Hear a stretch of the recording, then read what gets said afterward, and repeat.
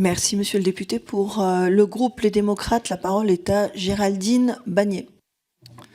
Ce texte a le mérite de rappeler que dès le plus jeune âge, chaque citoyen doit apprendre à bien manger. Face au constat d'une sédentarité accrue, face aux chiffres alarmants de l'obésité, face à l'impératif de souveraineté quand ne cesse de diminuer le nombre d'agriculteurs, nous ne pouvons que souscrire à l'ambition que vous portez.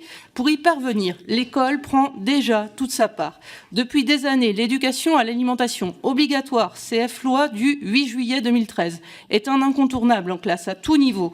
Dès la maternelle, parmi les objectifs, on trouve connaître les besoins essentiels de quelques animaux et végétaux, mettre en œuvre quelques règles d'une vie saine. En cycle 2, les enfants apprennent la variété alimentaire, les catégories d'aliments et apports spécifiques. Ils abordent la notion d'équilibre alimentaire sur un repas, une journée, une semaine. En cycle 3 et 4 est abordé en géographie le thème « Consommer en France », tandis qu'on aborde en biologie les fonctions de nutrition, avec depuis la loi PLOA des visites dans des lieux d'élevage ou de culture, mais aussi dans des entreprises de fabrication d'aliments à destination humaine.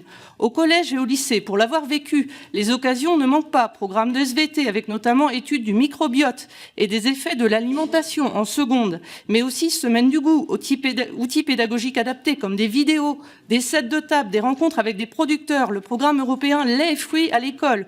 On a bien conscience dans ces établissements de l'importance du sujet.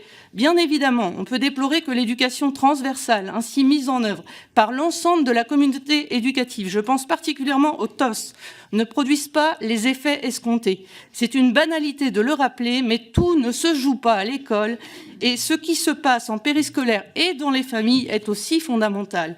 Aussi, nous ne serons pas opposés à cette PPL qui, via le fond, donne des moyens complémentaires et une visibilité au sujet, mais rappelons-le, l'école et ses acteurs font chaque jour de leur mieux et ne sont fort heureusement pas hermétiques au sujet qui préoccupe la société. Merci, madame la